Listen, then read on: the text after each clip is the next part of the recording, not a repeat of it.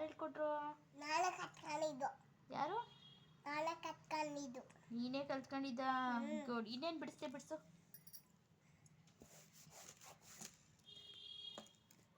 ಚಿಕ್ಕ ಬಿಚ್ಚಿ.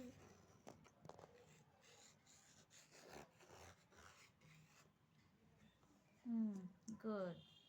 ನೆಕ್ಸ್ಟು ದೊಡ್ಡ ಬಿಡಿಸು.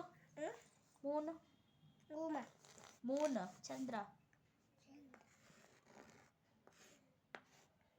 ಅದು ಸೂರ್ಯ.